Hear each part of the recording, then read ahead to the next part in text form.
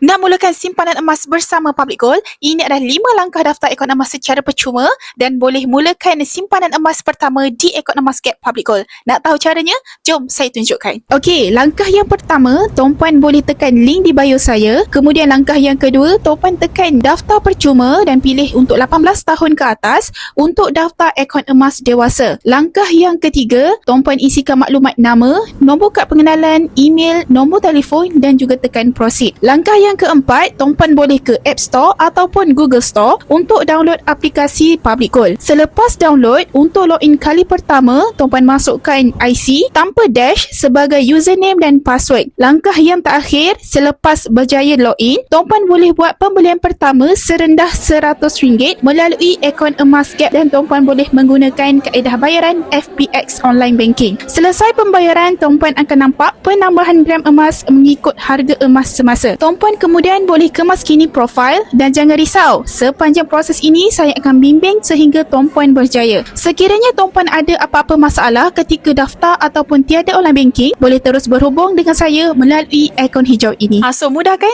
Pendaftaran akaun emas Public Gold adalah percuma dan juga tiada cas.